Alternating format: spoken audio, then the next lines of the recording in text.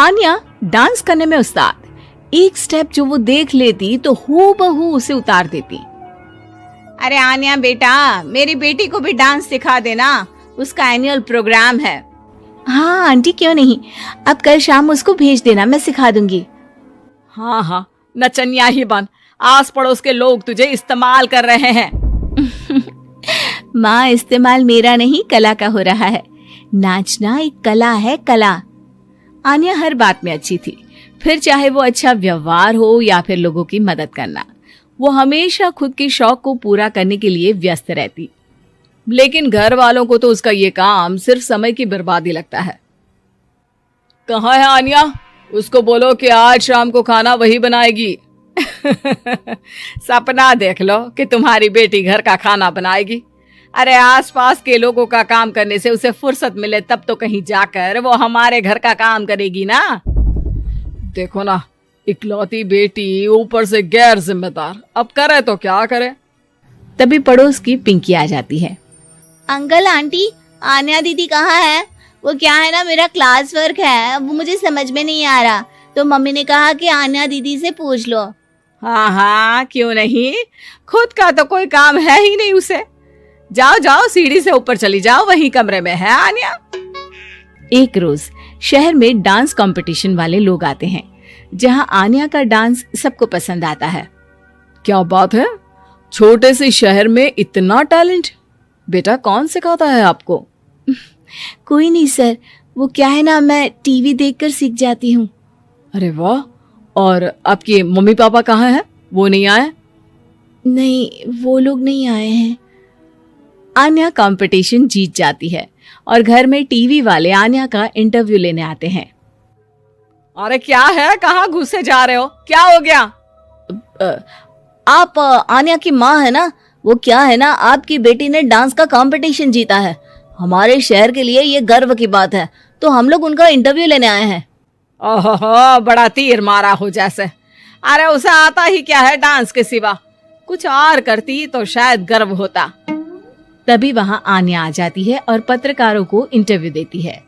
उसी रोज पिता के ऑफिस में। देखो तो आजकल के बच्चे कितने स्मार्ट हैं, धन्य है ऐसे बच्चों के माता पिता को। और किस्मत वाले होते हैं ऐसे माता पिता, वरना मेरी बेटी तो किसी काम की नहीं, सारा दिन बस नाच गाने में ही दिमाग लगाती रहती है। अरे वो बच्ची हमारे शहर की ही है, कितना नाम कमा रही है डांस में, हम तो उसकी बात कर रहे हैं। अच्छा, कोई डांस में भी नाम कमा सकता है? अरे दे देना भाई पेपर की कटिंग, दिखाऊंगा आन्या को भी मैं। क्या नाम बताया? आन्या? यही तो नाम है मेरी बेटी का, आन्या शर्मा। बड़े उम्मीद से रखा था कि कुछ अच्छा नाम कमाएगी, लेकिन नहीं। आजकल के बच्चों को माँ पापा की इमोशन की कदर है क्या? अरे ये देखिए, इस बच्ची का नाम भी आन्या शर्मा ही है, जो पूरे शहर का नाम रोशन कर रही है।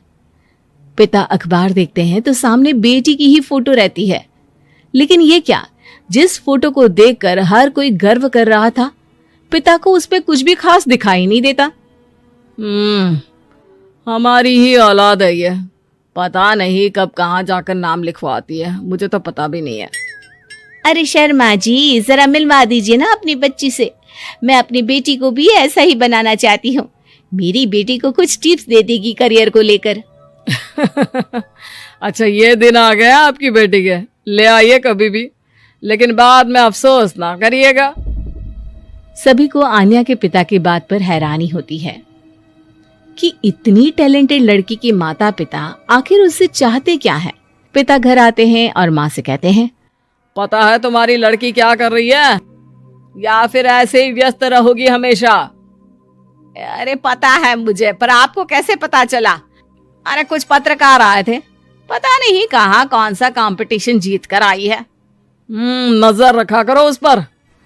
तभी वहां पड़ोसन आ जाती है, जो पति पत्नी दोनों ही डॉक्टर होते हैं। नमस्ते भाभी, बधाई हो आपको आन्या की कामयाबी की। भाई भगवान बेटी दे तो ऐसी, कहाँ है वो? सच में आपको ऐसा लगता है कि भगवान ऐसी बेटी दे?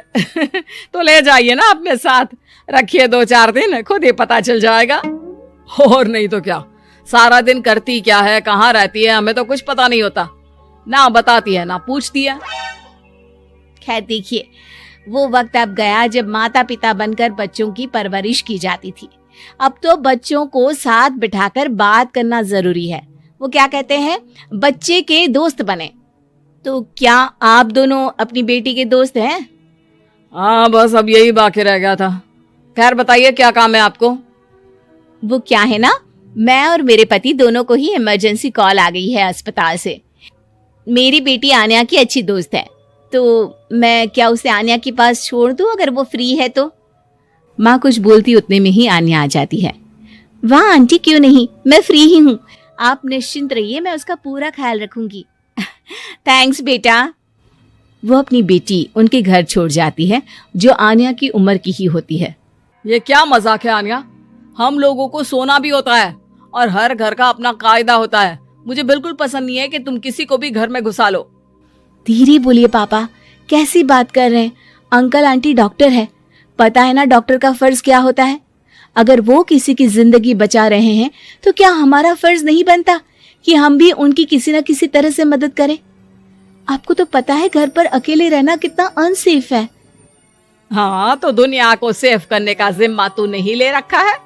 अरे बहुत महंगे अस्पताल के डॉक्टर हैं वो लोग, खूब पैसा मिलता होगा, लेकिन ये नहीं कि मेड रख ले। क्या कहती आन्या, कैसे माँ पिता को समझाती कि किसी की मदद करना कोई बुरी बात नहीं है। खैर कुछ महीनों बाद आधी रात को माँ जोर जोर से चिल्लाकर आन्या के कमरे में जाती है। बेटा बेटा आन्या, पापा के सीने में दर्द हो रहा है, बेटा कुछ कर। हाँ माँ, मैं डॉक्टर को फोन करती हूँ। आन्या डॉक्टर को फोन करती है, लेकिन माँ डॉक्टर को तो आने में काफी वक्त लग जाएगा, मैं पिंकी के पापा को बुला लाऊं? अरे वो नहीं आएंगे बेटा, वो लोग बहुत बड़े डॉक्टर हैं और हम लोगों के पास इतने पैसे भी नहीं है। माँ, मैंने डांस कंपटीशन में जो पैसे जीते थे वो है मेरे पास, आप चिंता न करें, बस पापा का इलाज करवा ले। आन्या के कहने पर वो बड़े डॉक्टर ना सिर्फ आन्या के पापा का इलाज करते हैं, बल्कि उन्हें ठीक करके घर भी ले आते हैं। आज मैं सिर्फ अपनी बेटी की वजह से बच गया। भगवान सबको ऐसी बेटी दे।